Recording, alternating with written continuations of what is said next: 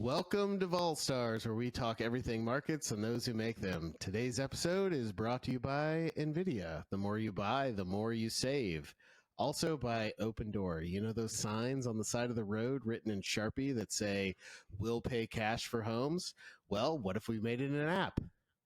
Also brought to you by Newell Brands. We make the Sharpies for those signs. Please don't short us. And finally, by Gammastrike.com, providing actionable real-time data for every type of trader.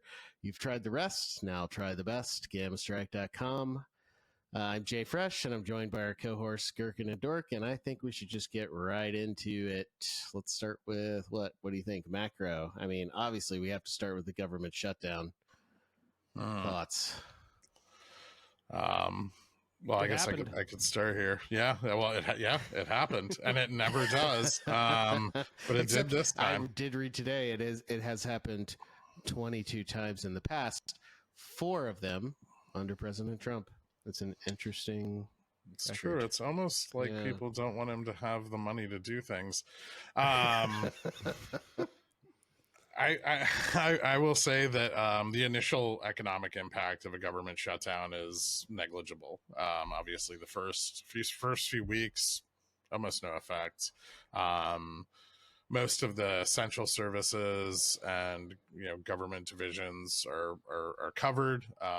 Several services, things like the Fed, the post office, things like that, have their own reserves and their own funding that are separate from congressional appropriations. And so what you end up with is a lot of employees that are furloughed, and you end up with a lot of essential employees like air traffic controllers and TSA agents that are Department of Homeland Security agents, stuff like that. They just aren't getting paid. They won't get paid until the government starts back up, but they will have to continue to serve in their roles. They are private citizens, so they can always quit those jobs. The last time we had an extended shutdown, we started to see that with the TSA. We started to see that with air traffic controllers, where they were just walking out. Your boss doesn't pay you for long enough, and it's not like the military. You don't have any reason to stay. You can always go do something else. And so as the shutdown becomes more extended, in that instance, obviously the detrimental economic effects are felt more harshly. However, there's no one there to tell us about those detrimental economic effects, because our good friends at the BLS won't be releasing any data from this point forward. That's right. Now, if you have an economy that's in trouble, maybe that's not such a bad thing. And so I do think that there's a little bit of a push from both sides, not just the Democrats, to get this government shut down. And I think it may actually last a while, because there's going to be a stalemate there. They'll show the votes to restart the government, as long as that can keep that looking positive in the news cycle. But I think if push comes to shove, some of those votes are going to pull back, and the government's not going to restart so easily. Wait, hold on, Gherk. Are you saying that putting the person on the other side who disagrees with you online in a meme with a sombrero and a big old honking mustache is going to make them not want to vote for what you want? It's not the most partisan politics I've ever seen. But I wouldn't call it reaching across the aisle. Not trying to pick a fight on one side or the other. That's probably not the best way to get individual people to calm the temperature and come back to the table and talk. It's just kind of interesting. Just from I think there's a lot of reasons on both sides for them to not want to resume appropriations funding, and closing the purse strings is a great way for a minority party to get leverage. I think we're seeing a bit of that. That's another aspect, is that the Democrats are minority parties both in Trump's first term, now in his current term, and so that does have some effect, at least until the midterms, right? I think this could be extended, and I think the longer we go without the certainty of all that beautiful government data, and the longer the Fed goes without the certainty of that data, I think the more uncertainty is going to grow. And if there's one thing that's true in the market, it's that uncertainty precedes fear. And fear breeds volatility, and volatility tends to make stocks go down. So I'm thinking the longer this lasts, the greater the effects. So we've got some near-term resilience, and I think there's still some hope being priced in that the government's going to reopen. But I think we get a couple weeks into this, and that hope's going to start getting priced out.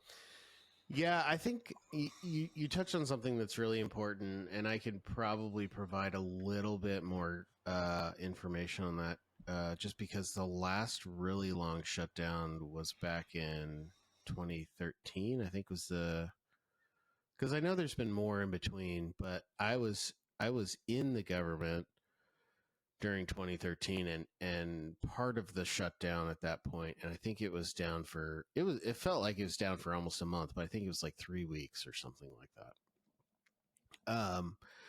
And yeah, there's going to be this rolling effect. So right in the first few days of a shutdown, like really nothing happens. Like everyone has made it very clear, the boomer, everyone has come to the aid of the boomers and calmed them all down. All of your money is still going to be funneled to you from current workers, from the young to the old. That money funnel will still continue. So no, you don't have anything to be concerned about. But there are about, I think it's something like close to 100,000 or around 100,000 employees that have had to be basically furloughed on day one. But the initial reaction is, well, if they come right back, they get back pay, and so who cares, right? And then things like the IRS has like 5 days of slush money baked in that they're allowed to live on. And then based on you said that some things have their own appropriations. Every appropriation is a little different. Like various agencies have, it depends on like how much money they're given to do work versus how much money they're given to compensate work being done that has been done. So the farther away you are from the treasury, the farther downstream, the more likely you are to be compensated for work done. You send an invoice to the government or to somebody in the government, and they reimburse you for work completed. Whereas if you're like a big agency that's pretty close to the treasury, you get appropriations, on some time frame, right? And that time frame dictates how long you can stay open. And, a lot of agencies can stay open for days, some can stay open for weeks. Most of them start to shit the bed within a month. So after about a month, everything really starts to grind to a halt. So that's the time frame we're working with right now. We have, 1 day in, nothing's happened, right? Nobody's missed a paycheck, right? Literally nothing has happened mechanically here, right? It's all just, we know that something might happen if we don't change anything. So yeah, I agree. You've got to give it a week or two for it to really matter. And it takes a month for things to get real dark. Yeah, I want to say one more thing to the historical context on there. I think for people who may not know, because I kind of forget to lead all of this a bit, the first government shutdown was in 1980. Since then, we've had several of them, but I think the longest ones were 35 days, if I'm not mistaken. Was the longest we've ever seen one, with the shortest being like 1 day. Yeah, a lot of one-dayers in there, yeah. Yeah, from an analyst perspective, literally anything over 1 day is of more consequence, and so that might be why we didn't see much of a market reaction today. But we might start to see that market reaction as we start to feel those mechanical effects, and then obviously furloughed employees are going to be taken out of consumer spending and things like that as the longer this process goes on. But some of the agencies, I just wanted to point out that I was talking about, like the Fed and the U.S. Postal Service, are self-funded, so they have no ties to appropriations whatsoever. So some of those services really will continue, but there's so much that doesn't. And then there's logistical support for lots of essential workers that is funded by appropriations, even though the essential workers may not be. So, like, some of those essential workers may continue to get paid, like things like Medicare, Social Security, but the infrastructure and the logistical systems that support those may start to fall apart. And so there is a real threat as we proceed down the road to long-term economic stability, and obviously the Fed. That's going to have some macro impact. Having a grossly ill-informed Federal Reserve is not good.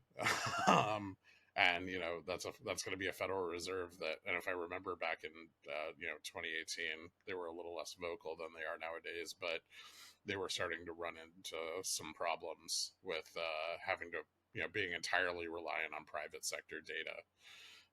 It's very hard to craft any kind of monetary policy thesis, as horribly as they might do it, from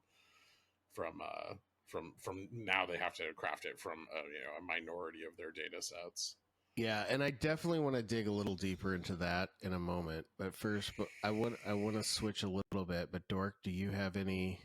Let me ask you this, Dork, as somebody who's deep in the trenches of the real world, where real work gets done. Have you felt the effects of the government shutdown? Has anybody in your circles cared at all? Because I'm probably somewhere like in between you and like somebody in a government agency, and nobody even in my circles really care yet. So I'm wondering if you. No, there's been no talk of it. No one even gives a shit. So yeah, yeah. So this is, if you have anything else you want to add, you certainly can. I don't know. I think the average government shutdown length is about 8 days, obviously skewed a little bit by some of the longer ones. But I mean, until we're above that threshold, like once we're like a week or two past government shutdown, it's time to, I think that's when everyone else is probably going to start looking around. But I mean, right now, nobody gives a shit. I mean, I think the assumption is that there's going to be something passed at some point that'll get the government going again. Yeah, I think that's kind of the thing, is it's gonna take a couple weeks, right? And so then it's like, so this is kind of a transition of, we're talking about, okay, well, obviously the S&P went up today quite strongly. Well, at least quite consistently. I mean, it was what was it? I don't remember. It was like half a percent.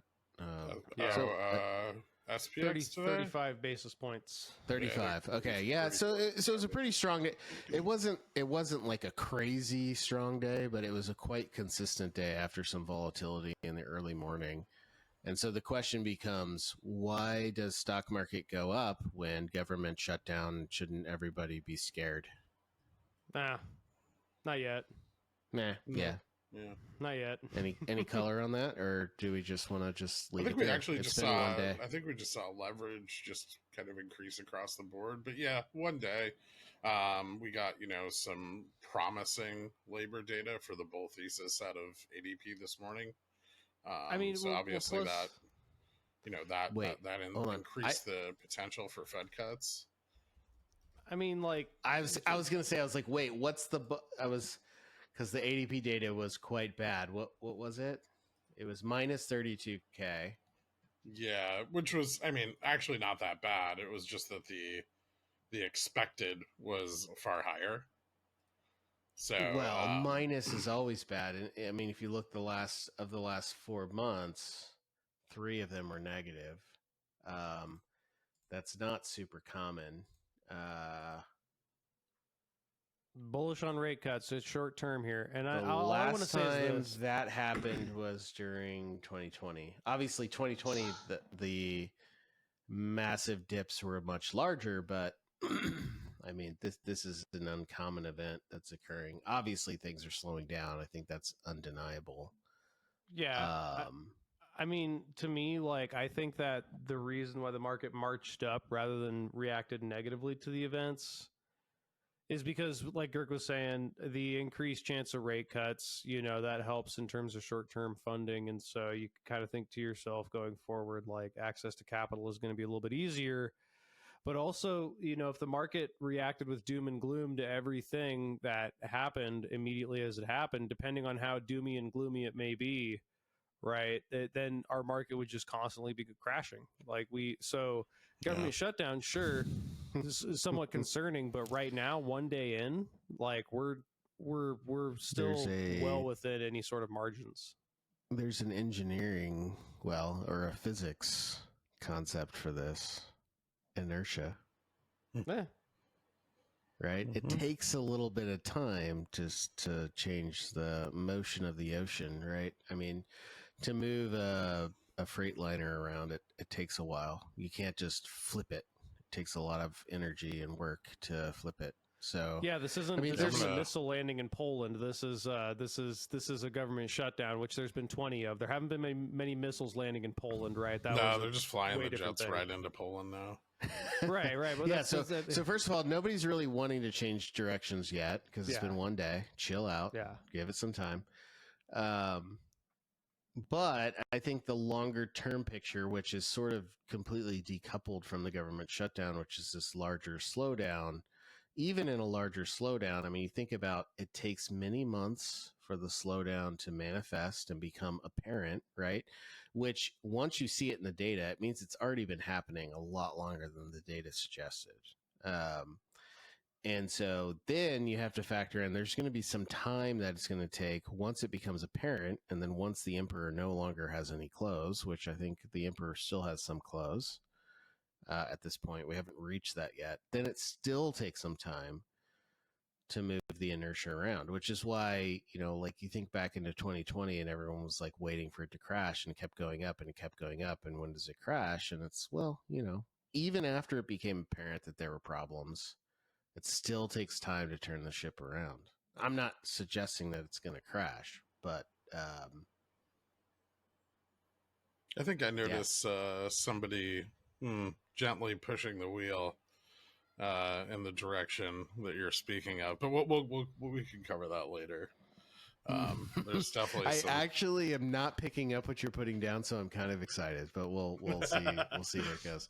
Okay, so one more thing I want to talk about before we move into a deeper dive on things is gold's been going up. People have been talking about gold. Gold seems to be going straight up. Gold is going up so much that people are talking about gold and not Bitcoin, which is weird. Yeah. What's going on with gold?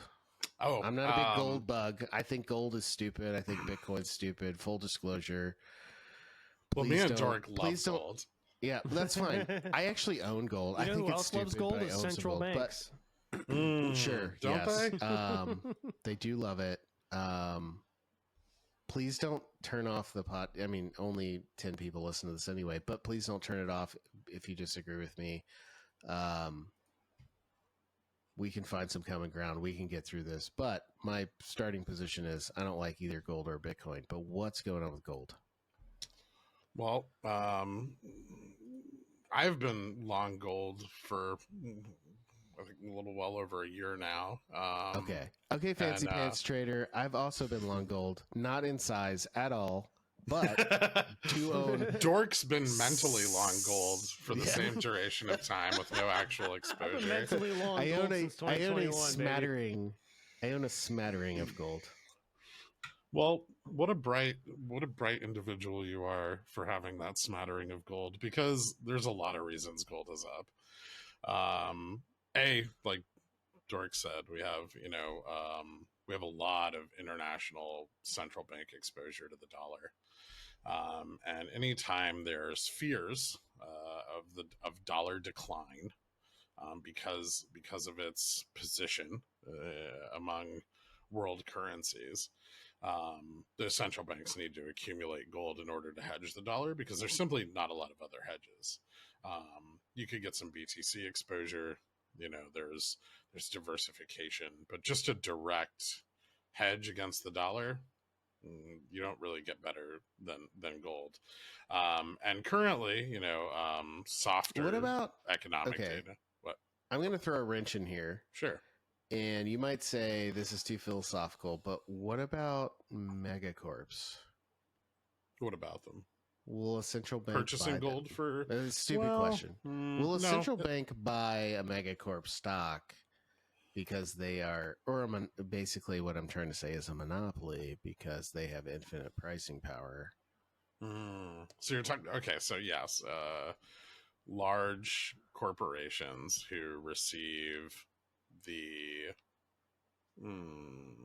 well, not, it doesn't have to be the majority, but a significant portion, like say 45% or greater of their earnings in non-dollar denominated currencies, do have,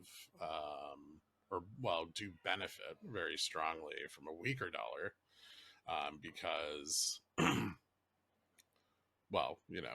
they're getting paid more internationally if the dollar is down. And if you look at corporations like the Mag 7, many of those companies receive more than half of their income internationally, their revenues. And so if the dollar is weaker, they're simply getting paid more on the conversion back to the dollar, which increases their revenues. And so they do have an effective dollar hedge because of their reach. But I'm gonna take it a little bit further than that. So not just the reach into foreign currencies and foreign markets, but if they have infinite pricing power, that means that no matter how much the dollar is debased, they can always offset that debasement by raising prices. To a point. And this isn't on our list. And I'm sorry, Ron, please don't burn me with your cigarette lighter. Our wonderful producer, Ron, for going off script. But, another thing that popped up today that's not on our list is Xbox Microsoft just dramatically increased the price of their Game Pass thing today because need to cancel they can. And Costco is no longer carrying the Xbox, I believe. I heard something about that. What? I don't even know how to process that information. You probably shouldn't. Probably just should not even. So if you have the power to infinitely reprice against currency debasement, not a terrible. Okay. I hear what you're saying, and in economics, theoretically, yes, a monopoly, that's true. I think in practice, it's not. I think business to business services probably have more pricing power than direct to consumer retail trade. So things like Tesla, Microsoft, they're more mechanically hampered in their pricing power. They also have competition. They're not a true monopoly. They do own a significant portion of market share, but they aren't, true monopolies. I would say that true monopolies, we probably don't really have very many. Maybe Microsoft, NVIDIA. Even NVIDIA has competition within its sector, and that competition's mounting with AMD and ARM-based chips. So I would say probably Microsoft is the only true monopoly out of the Mag 7. Google is actually just Google might be too. Yeah, in terms of advertising, Meta does have a share of that, but they don't. I'm not really sure that they perform it well enough to even compare. Meta has some ongoing litigation, which has now probably been halted because of the government shutdown. But it's pretty it's pretty obvious they're a monopoly too. You're buying something like Instagram just so you can shelve it. That's just known discovery from that, right? Yeah. So that was their intention. So okay. Yeah, I think gentlemen could disagree, but I think just only in the case of perfectly inelastic demand could that be true for a monopoly. And I think right now, maybe Google and Microsoft are the only ones that could really pull that off to any significant degree before there was some kickback politically or legally, or, ethical constraints started to get in the way. And so, yeah, I mean, eventually they're going to run into a mechanical limit that the market can bear. And because of the way our economy is designed, people will just simply start to turn away from those providers. I mean, if you look at Microsoft services of what they offer, very little is totally unique with no, alternative. And so they would still just be yielding market share to someone somewhere, for those just, unwilling to pay or can no longer mechanically pay the increases in prices. So not truly unlimited, but yes, they will have a significant amount of offset risk from dollar debasement. And yeah, I could see central banks buying some of that. However, maybe not central central banks aren't banks, really but big into risk assets. yeah. So what I guess where I was going with this was, I think one of the reasons long term that the Mag 7 has had such a big run is because since the great fiscal impulse of 2020 and 2021, and a little bit in 2022, they have been able to capture all of the monetary debasement, like literally all of it, in their pricing, right? And then some, right? And so their margins increased because they had that pricing power. Yeah. And because of that, everybody then draws a straight line out into the future and says, this will continue forever. I should buy more of it. And so everybody has bought more of it. And now we're 3 years into, really 5 years into that process. And I think that leads me into like trying to do a deeper dive into why is the S&P 500 still pushing record highs even after a shutdown, even after months of middling data. Yes, I know that there's a lot of discussion about decreasing rates will ease an economy that is struggling, but I don't think anybody expects the Fed to decrease rates fast enough and the inertia of the economy to adjust to that in a way to prevent whatever direction we're in right now, which is down. So I think people are probably just still buying it because they believe they have the pricing power to weather whatever debasement might come. Well, I think, right? I mean, and so yes. I think, well, this is something that I feel like is an aspect of bubbles that really isn't academically considered an aspect of bubbles. But I think bubbles can only form when the primary asset that's driving that bubble is considered a safe haven. And I think the Mag 7 are a safe haven. And I think Correct. they're treated as a safe haven investment. I think passive flows treat them as a safe haven investment. I think retail investors and mutual funds and hedge funds alike all consider them safe haven investments with sufficient moats to be on par with the risk in, A plus bonds, AA bonds. And I think we're seeing capital deployed there for that reason. But I mean, that's also the penultimate mistake that markets make, and what creates cycles is that people begin to view risk assets as safe haven assets, and then everything goes boom.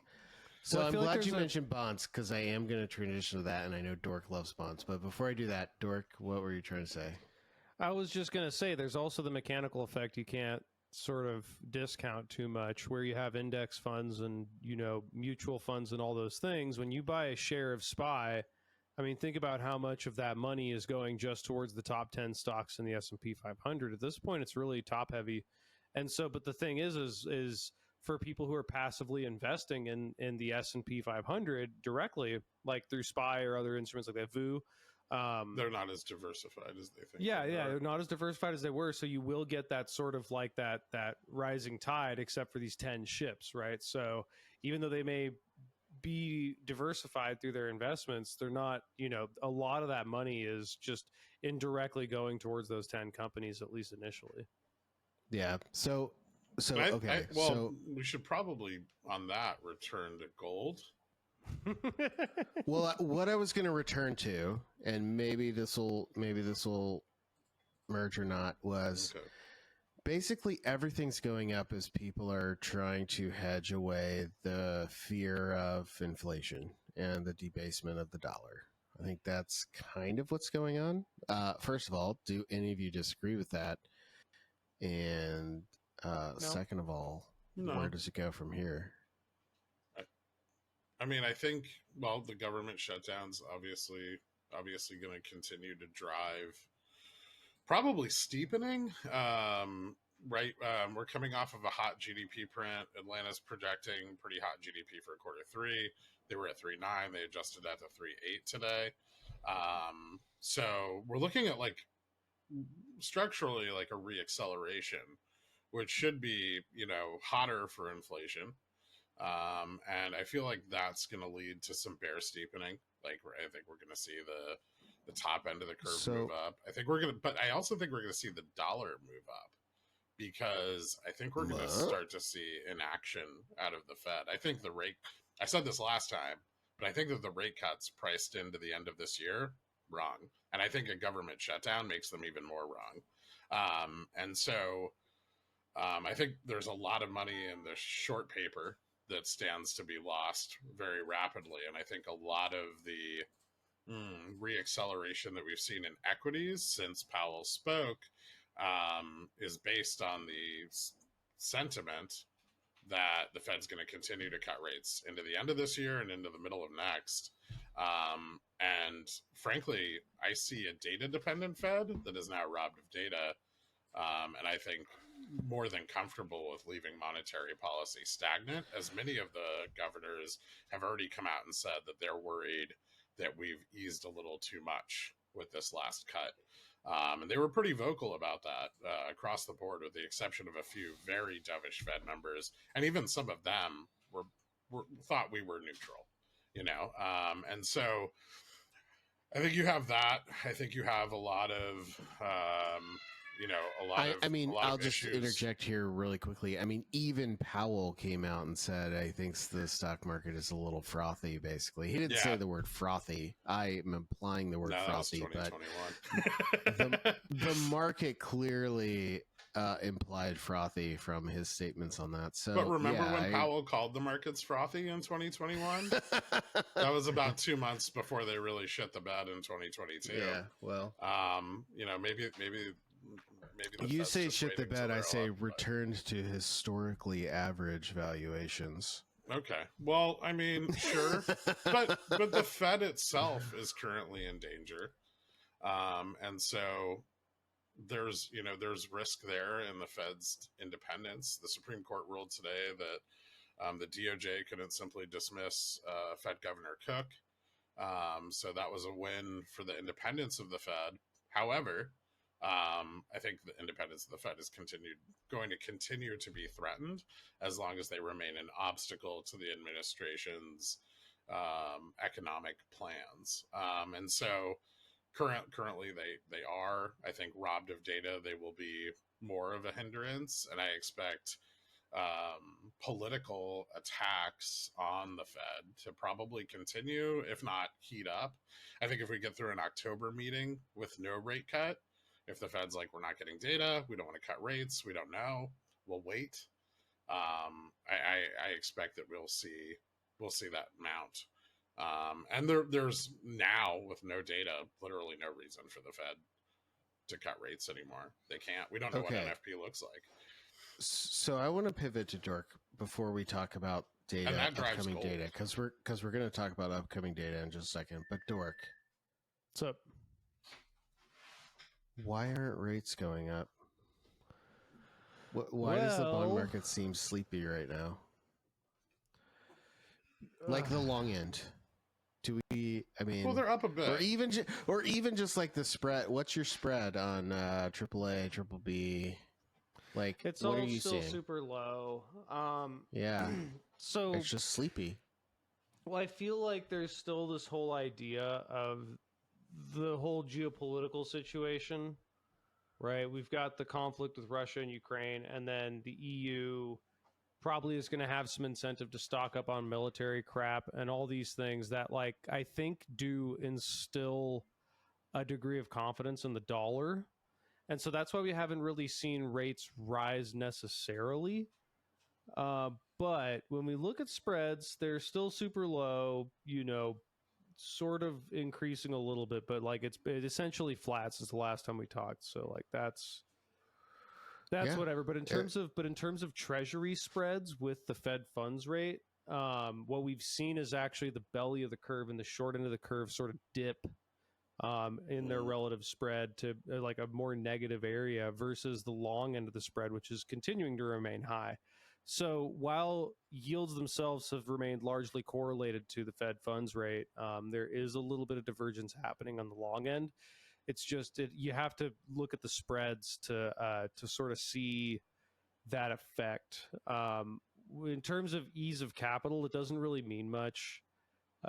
But when you look at those spreads like that, what you're really looking for is more outsized moves than what we've seen. But I would say, a small if you trend. just look at like the 10-2 or the 3-10, like the 3-month 10-year or the 2-10, you would see that there's a slight degree of steepening, but nothing that's going to shake credit markets or anything like that. Like we're not seeing, the 10-2-year spread move up to like 70 points or anything like that. It's it's staying right around 50, which is stable with a little bit of worry.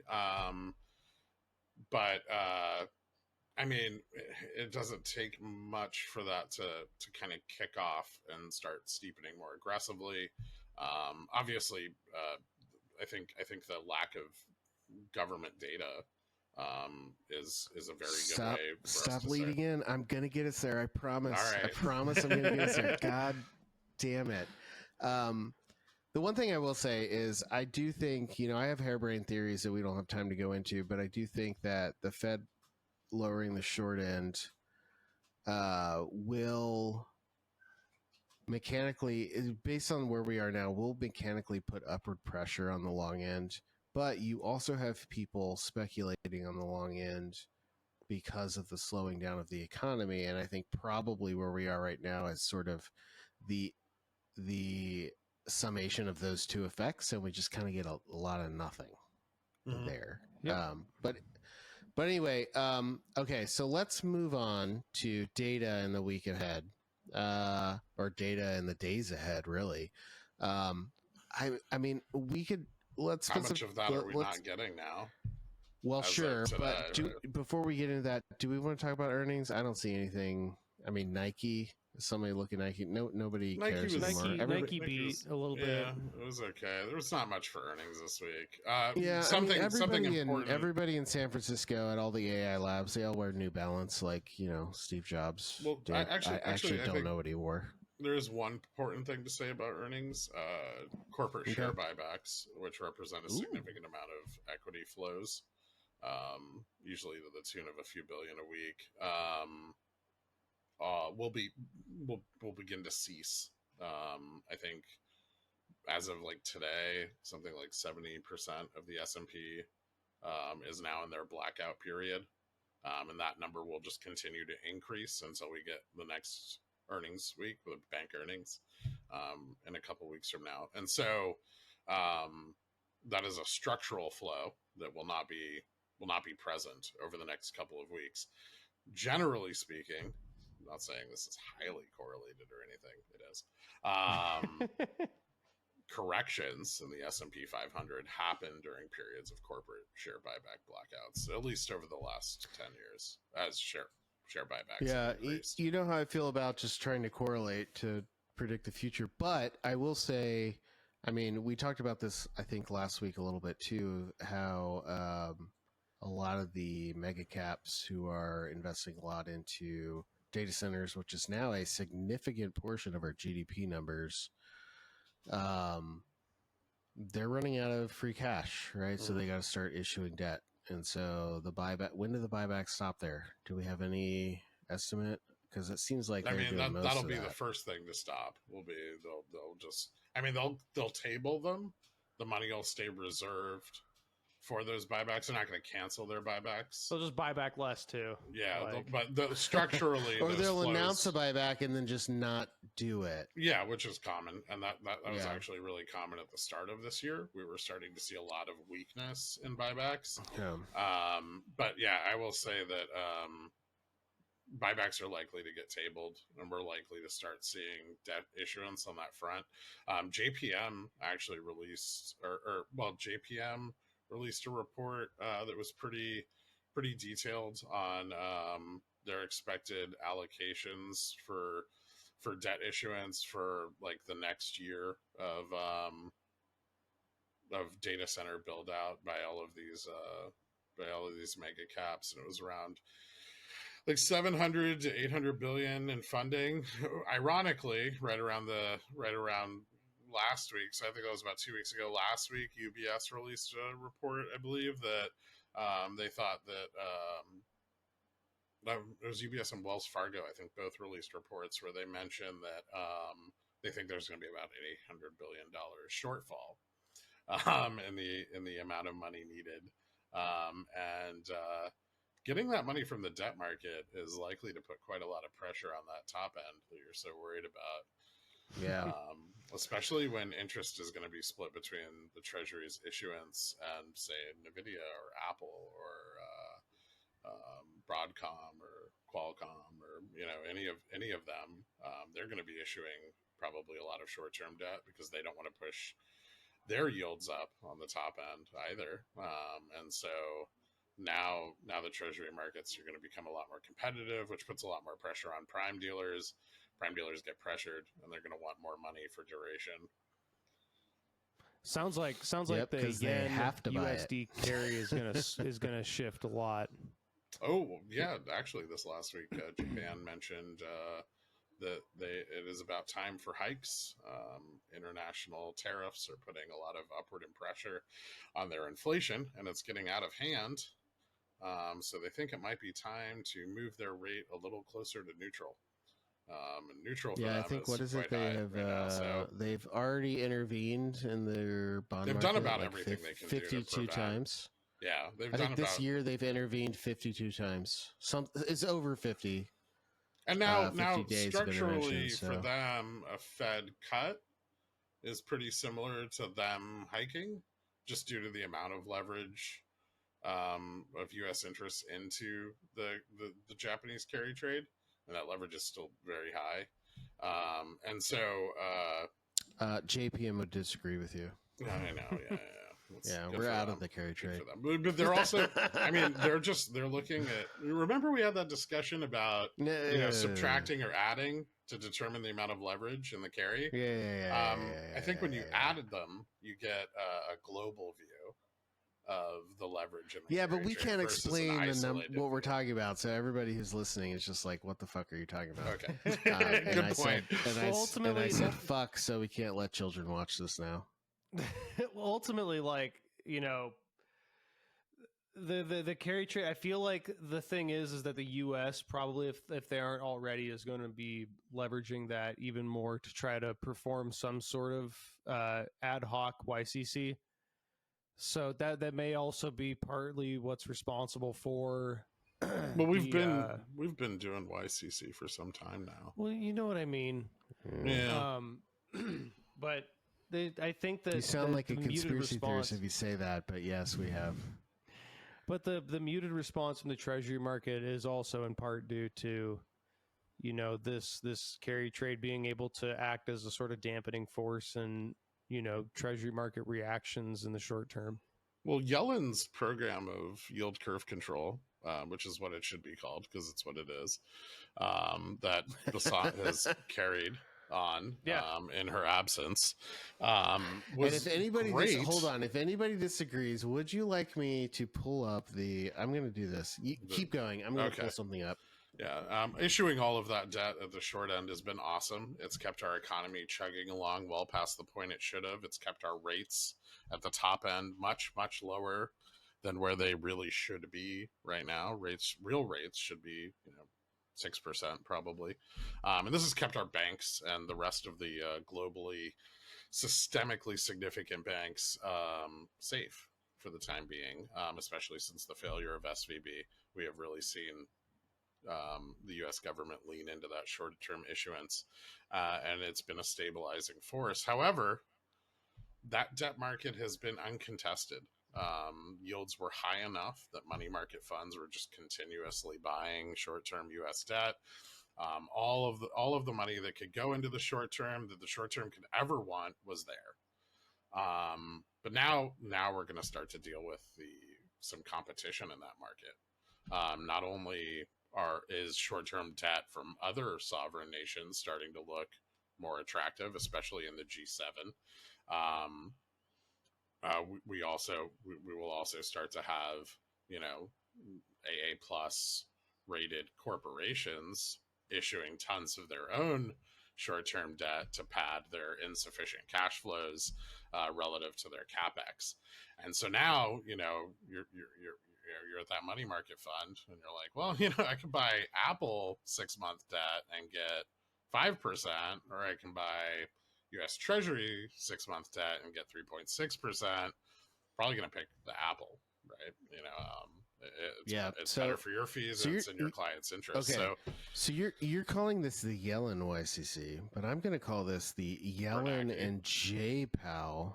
Oh, all right. Yeah. YCC double punch, because pulled this up from Fred. This is Federal Reserve assets, securities held outright, U.S. Treasury securities, maturing in over 10 years, Wednesday level. That's exactly what it is from Fred. So let's say start of 2022, what was the level of those securities of 10 years or more held by the Fed, who has been quantitatively tightening?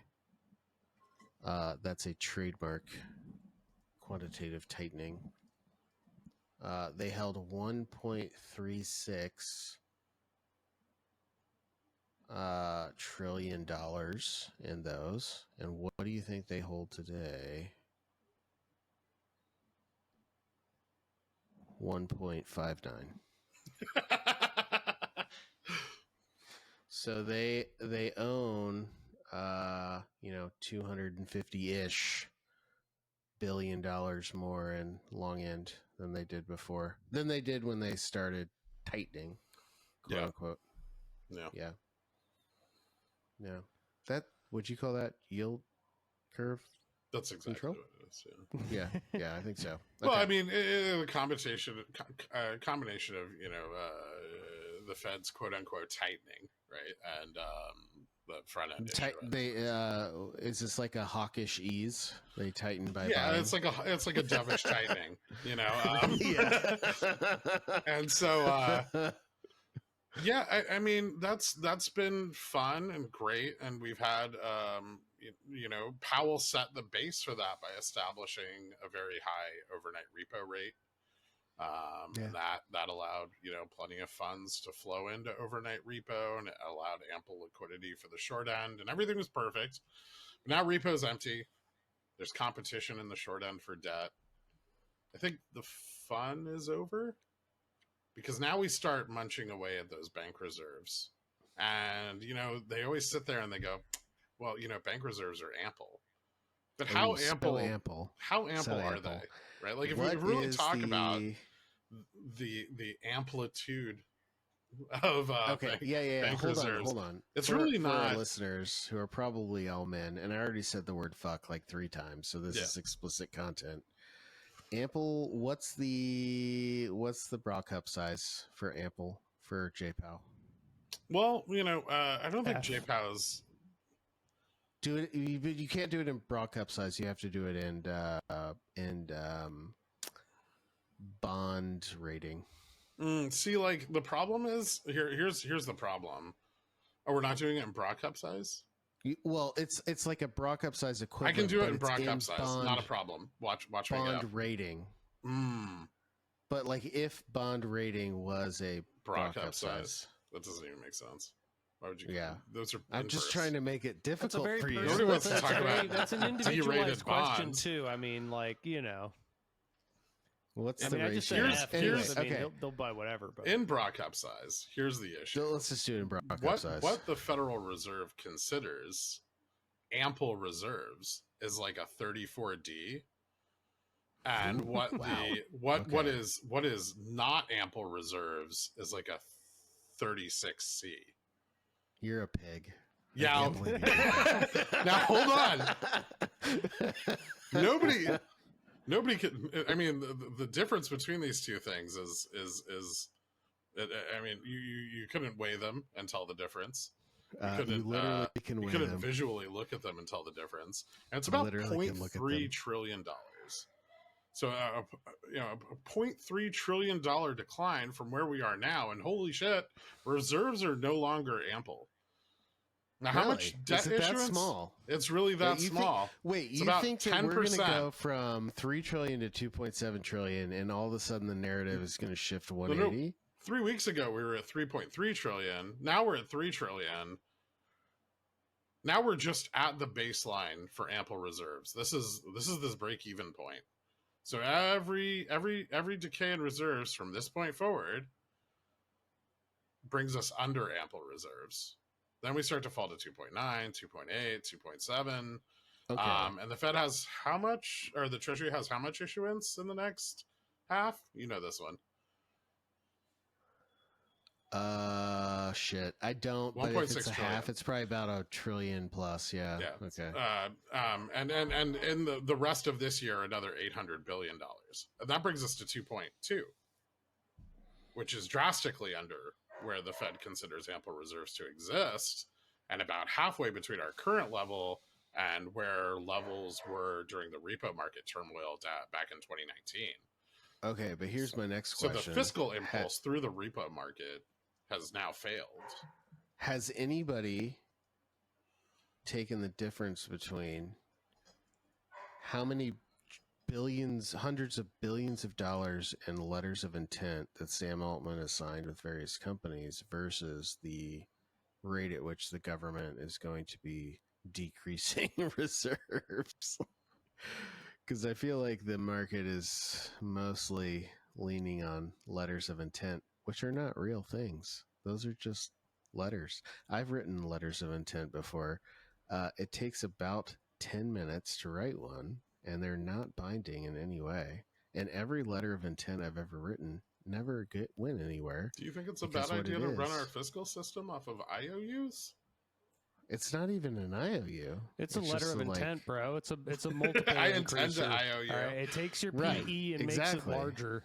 Yeah. Anyway, I don't want to get too far into my own personal life. That's neither here nor there. But, all right. We've been going on for a while. I mean, we have some audience. Do we want to get into audience questions? Yeah, or I think do we feel can like move forward with some audience. We got one or questions. two that I think I are said good. a lot of things that sounded epic, so we can move on. Sure. Yeah. We talked about boobs. What more do you want? Well, I got a question for you from the audience. What are some nuances? Well, okay, hold on, Dork. You're now the official question from the audience guy. All right, give us the bag. We just question throwing from the titles hat. around. Pull it from the hat. All right. What are some nuanced mistakes, not quite obvious, that users do when they're attempting to use Gammastrike to manage their risk? I think right off the bat, one of the first things is that users will try to sort of infer movement from where we're looking at support resistances, like with Greek Spy Strike. A lot of our questions so far have kind of revolved around Greek Spy Strike and like, oh, there's a lot of gamma here, or there's a lot of negative gamma here, etc., and them trying to infer some sort of outcome out of that versus using that as a risk management point. Right? They'll try to trade off that instead of trying to trade around that. Yeah, I think a lot of people make the mistake of thinking of a big brick of gamma, positive or negative, as a wall and not so much as a pinning force. And over the years, many times I've tried to explain gamma as kind of gravity, and how price orbits around it, is relative to how much gamma there is. But price does move around it, and so a big mistake that I see people make, especially intraday trading in that same vein, is that they will assume that this is a static point, and like we'll hit a big wall of gamma that's to the upside of a spot, and they're like, that's it, price is done moving. They don't take into account that no, price simply just slows down there. It starts to become more pinned. The market maker becomes more resistive. The support also becomes stronger, on the positive side, and vice versa on the other side. And the effect of that is not that price just stops going up. It's just that price is going to likely, with momentum, continue higher, but at a much slower pace. It's going to take a lot more effort from the bullish interest to continue to push price up, but that does not mean that is where price stops going up. And so not allowing for any variance in those levels of very high or very low gamma, I think can burn a lot of people buying intraday options. I think a lot of people, like, we hit that big pile of gamma to the upside and they buy a put. And then that put slowly, really slowly gets burned at a rate that makes it hard to exit. And I think you need to be aware of that dynamic, that price is in fact being pinned. The market maker is, they're buying that dip harder at those levels. And so the likelihood of failure from that peak of gamma is lower. It's just also really hard for price to go higher. So it's actually a terrible place to buy a put. And that's why I always try to tell people, confirm that we have broken back away from that giant pile of gamma, then buy your put, because that's where price can really move. That also comes to like a point about participants, right? Like when we're talking about these concentrations of gamma, we're talking about a lot of interest by participants as well at these points. So how these participants are going to react, that's a crapshoot, really. So, I mean, and when you do get those confirmations, that is a sign that participants are repositioning on that at that higher gamma level because they don't want so much exposure. So, but I think that's not always guaranteed. Yeah. So, like, if you're in a really positive gamma environment and somebody is putting enough money on the table to dramatically move the price in one direction or the other, which is always swimming upstream. You're swimming upstream. So somebody, when you see like a big move in a positive gamma environment, you see somebody swimming upstream. The only way for a reversal to occur is for the person who attempted to swim upstream to get completely blown out and to have to completely reverse that swim. And so if you see somebody moving upstream successfully against everything, like everything is working against them, and they're able to successfully push upstream, the likelihood that they'll get blown out the other way is much lower, because unless there's another whale or another big player who is fighting them, you have to rely on the average move, like the average sentiment of the market and the average trading of the market, to counteract this very targeted, very direct push. And it's really unlikely. And so, so basically, just to reiterate what they're saying, if you, in this really positive gamma environment, if you see somebody pushing up and they're successful, when they stop pushing, the most likely reaction is that you're just going to kind of stay where it was. Mm-hmm. Yep. Yeah, I've been trying to highlight the benefit of sell side in those situations, because now price is pinned in a range, and that's usually and you know, we know from watching flows and watching how participants behave that there, you know, when anytime you have a trend day like that where you do push up into those higher levels of gamma, that trend is self-reinforcing the whole way up. So every time you get a drop that bounces, that trend just became stronger and stronger and stronger and stronger as the day carries on. And the likelihood of that trend dramatically failing outside of huge psychological levels, especially on the second test, like we saw at 6,700 today, very, very, very rare. Very, very rare. Yeah. Indeed. Just remember, when the price moves in some direction, that means somebody was trying to win and won. Yeah. Yep. Otherwise, everything would just That's a be beautiful flat way to put forever. it. Yeah. The market maker would be the richest person on earth.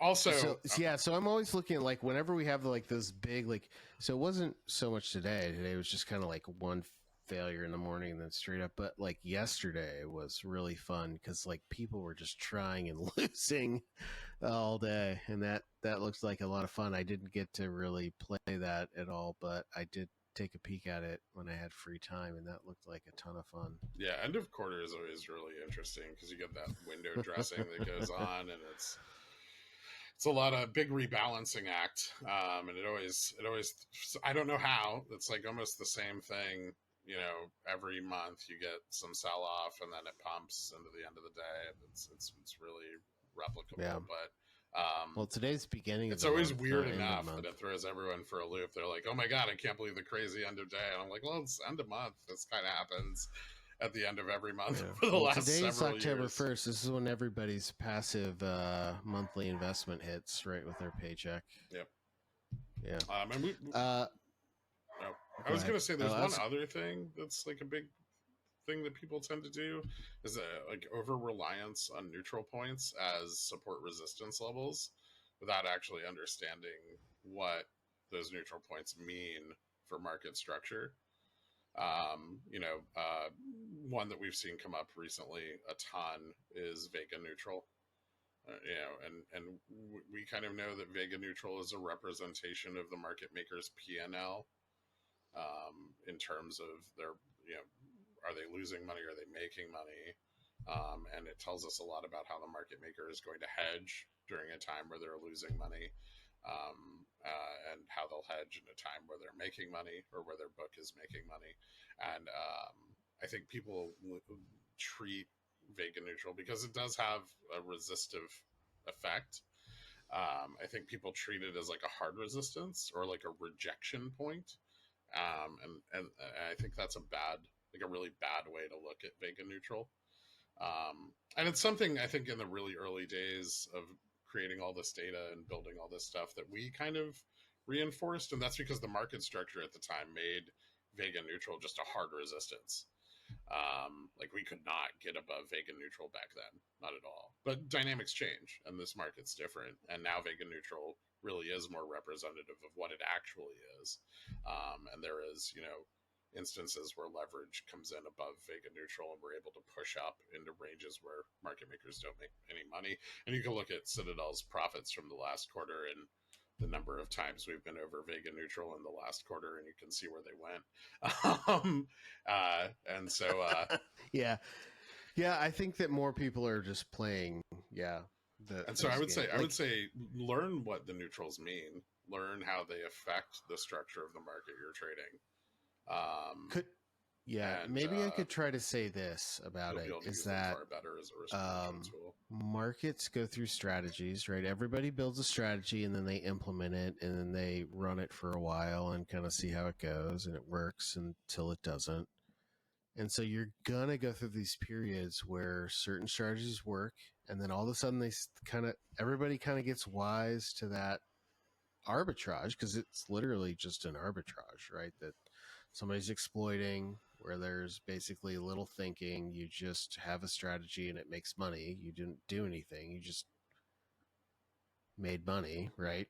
You didn't provide any, value to the economy. You're not providing anything. So it's literally an arbitrage. Like any profits in the market is basically That's not true. An arbitrage. I buy the expensive milk.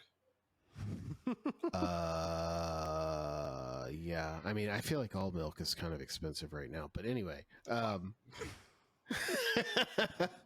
then you're going to go through these, like, everybody gets wise to what's working. And then you're going to go through like a transition where that gap closes. And then you have to look at what's the next weakness. Where's everybody else weak now? Now that they've all shifted to close that arbitrage, in doing so, they've opened up another arbitrage somewhere that nobody's figured out yet. And so that's kind of the thing. Like, yes, for a really, really long time, like there was this, Vega neutral was a very strong top. And then at some point, everybody kind of gets wise to like this, basically this, with Vega neutral, you're dealing with a dispersion arbitrage, right? Between the S&P and, the Mag 7 essentially. And now we're at the point of that cycle of that arbitrage where you've got, what is it? The CBOE coming out with like the Mag 10, product, right? To allow people to more efficiently hedge the dispersion arbitrage between the individual equities, the top 10 that matter, that make up like 40% of it, and the index volatility, right? That's late stage shit right there, right? And so now you're dealing with a situation where everybody's onto the game of the, of the dispersion volatility arbitrage. And so now that old pattern is breaking down. Yeah, that yield is eroding. Yeah, and so now the question is, what comes next? I don't have the answer to that. Vol goes up. Yep, pretty much. There's one thing that's always true in the market. Vol's either going down or it's going up. Well, that's true of price too. Yeah, well, they're reflexive. So not true of your portfolio. If you're listening, your portfolio only goes down. Yeah, and stocks only go up. Yeah. Yeah, exactly. But that's definitely I could that's something that's you're so right, Gherk, with the VN stuff. Like you do see this sort of like people are putting it on a pedestal almost in a way, right? And I mean, that's one of those things like the strategy of like the most basic strategy you always hear about is, buy puts above Vega neutral.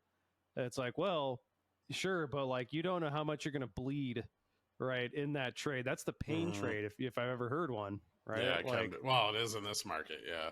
Yeah, exactly. Yeah, and maybe this is a good way to state this mistake, is that a change in past performance is I'm trying to think of the best way to say this. So don't mistake a change in past performance as a sure bet, right? It could be a change of the old guard, right? There could be some big change occurring where your signal is no longer going to be valid. So yes, so when you see, that's the coolest part about the neutrals, like and what we've done. Yeah. No, we like, can measure it. Yes, yeah. It's cool. I get it. It's cool, but we could see basically when like this old system of volatility started to break down, right? But if you misrepresent a breaking down of an old trend as just a really big outlier in your existing trend that you can trade against with very high certainty, you get blown out, right? Yep. Because you assumed that old trend will always exist forever. And so part of what you have to always be thinking about is, how long has the old strategy that I'm trying to use now worked in the past? And the longer it's worked, the kind of the less likely it is to continue working in the future, right? The only exception to that rule is selling puts. Selling puts has worked for what? Almost 3 years now? It's been pretty good. About 3 years? Well, it yeah. depends. If you have sold puts for the last 3 years... Well, except for Liberation Day, you would have been really sad and then really happy again. Yeah. Well, yeah. If you have the theta, I mean, so there was a trade that I used to take. It's probably like why so many people who currently use our platform we're taking that trade when this all started to kick off after April, even a little bit before April. Was that I used to short VN 45 days out right when we crossed it on the monthly, or tapped it, just 45-day puts, and that trade still has an edge, but it's eroded so much that I don't want to take it anymore. But the cool thing is that when we started to push over Vega neutral that first time, and the first time we closed above it in like 3 years, I was like, whoa. And then we kept closing above it. And that, I mean, for me, having worked with this data for so long and used it every day, for me, that was like, oh, that trade's no good anymore, but this opens up new opportunities.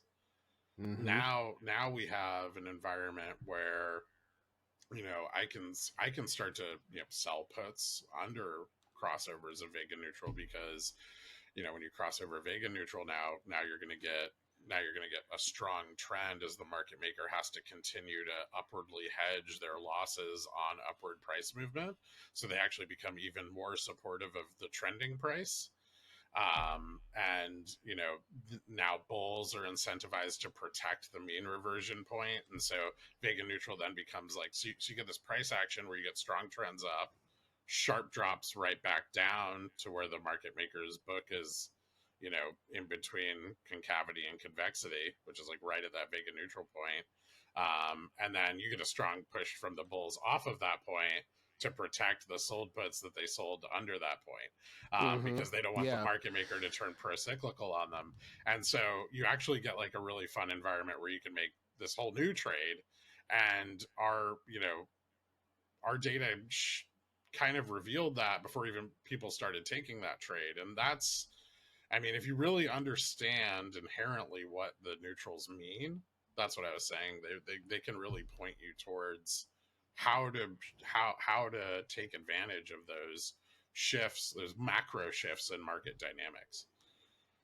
Yeah, and this might be a good point to stop for a minute for anybody who over the 10 people who listen to this who might not be aware of what we're providing and what we're talking about. app.gammastrike.com/docs. What we're talking about are not like these mysterious proprietary things. They're a slog to calculate, and they're difficult to calculate on the entire market every day. But what we are calculating is a quantifiable, like it is possible to relate it quantifiably to positions in the market. And so, yeah, I mean, that's the great thing. It's like once you start seeing like, oh, that's a great point. Like when Vega neutral closes above, when we close above Vega neutral for a few days, that's like, whoa, that is a huge change from many years, because we have, what do we have now? 7 years? Yeah. 8 years? I think we have 9. Data? 9 years of historical data. Man, who crammed We're all that actually into the going up on database? 10 now. It just keeps getting bigger. Yeah, it was me. I crammed it all into the database. That's what she said. Yeah, so we have 9 years of data to say like, oh, in the last 9 years this has never happened. That's a pretty good indication that like things are changing. So maybe pump the brakes on going balls deep on your old position. Well, now I've said fuck and balls deep. So we can never show this to children. Yeah, I think that kind of puts a pin in that question. Dork, as the temporary MC of our Gammastrike questions, do you have another question? No, I mean that was a great question. So I think that really was, and we've gone on, and it's been about an hour. Well, so, but wait. What if the 10 viewers have their own questions and they want to submit them somewhere? What do they do? I think at the end of our comment section, we're going to put a link so people can directly submit questions from now on without having to chase one of us down and give us the questions for the podcast. And so that should be in the description. Okay, under the podcast, wherever we post. Currently, they've been submitting their questions with orders from Amazon drone deliveries. So, okay, yeah. No, I think then it is time for us to move on to my favorite segment, which is Oh, it's Stupid your favorite. bets. stupid bets. Stupid bets. Who's gonna win? Who's gonna lose? Well, We Costco definitely all went, lose. even though I was completely wrong about Costco's earnings, they did go down after their earnings. And was still a win for me. So I don't You know son how. of a bitch. See, here's I here's said the they were problem gonna with the go stupid down. bets.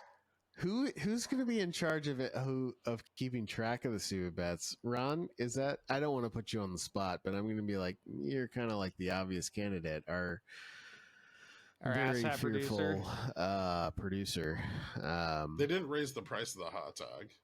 That's true. I was going to ask because I didn't look. That was my bet. I bet that they would raise. Right? It has to be a stupid bet. All right, we're still getting into the feel of this. It does have It has to be stupid. It was a stupid bet and it was wrong. Okay. The hot dog is still $1.50. And I'm glad I don't know that because it means I haven't eaten a Costco hot dog in at least 1 week, which is a win for me. Is that the longest you've gone without a Costco hot dog? No comment. Wow. Okay, we need to institute some sort of mandatory health plan for JFresh. This is very concerning. No. It's good. A nitrate clause. I'm gonna call your wife and be like, he's trying to eat Costco hot dogs when he's at work. She'll know where to find you. At Costco. She At won't. Costco. You go to a secret Costco. There's no secret. Yeah. Okay. All right. So, Well- I mean, I think our stupid bets have to be centered around the shutdown, right? I mean, I guess. think- Okay. I mean, there's I feel like the binary obvious bet outcomes is for it the keeps most part. going. Yeah. Right. Well, no, that's what I mean. It's like it's a binary thing. It's like next time we talk, is the government still shut down? Yes. but we could guess like how long it's going to go. Well, but the problem is that's a multi-week. Exactly. No, we have to do it within a Bet. span of a week. So, like, it's either yes or no, or what I'm going to say for the stupid bet, which is while we are speaking, the government shutdown ends. Wow. Okay. Like that's just between completely now and like the incorrect. next 5 minutes. No, like we're literally talking. We're literally talking to each other, and then the news breaks right then and there that the government shutdown Well, is that's, over. That's impossible. No senators ever worked after 9 p.m. Yeah, that's Complete fantasy. This is what happens unless when you vote. That's unless my they're bet. reading Green Eggs and Stupid. Ham on the Senate floor. Wait. Okay. So wait. So my bet is exactly while we're talking. Who's going to say later? Who's going to say sooner? I mean, I would also like later. God damn it! It's I two mean, against one. Dork, you have to that's remember too that stupid me and even for JFresh us. still want to win. Uh, I mean, I'll say I the wanna government win. will be shut down at our next podcast. I feel like that's a bold and slightly stupid bet. Given I mean, that it is pretty bold everyone's currently considering being that. Yeah. bribed as hard as So if they you can say to end this. so, the average shutdown length is 8 days. So Gherk, your bet is saying that we will Yeah, be but shut you're down for longer than the average. How Yeah. many shutdowns lasted 8 days? Like more than 8 days, or exactly 8 days? No, Or exactly 8 days. I haven't looked that far. I can Yeah, tell that's the thing. It's like it's your. Is it a skewed yeah, distribution? There's lies, damn lies, and then statistics, right? Zero have lasted 8 days. Yeah, so They have either been if- less than 5, which is the majority of them, or greater than 16, which is literally 3.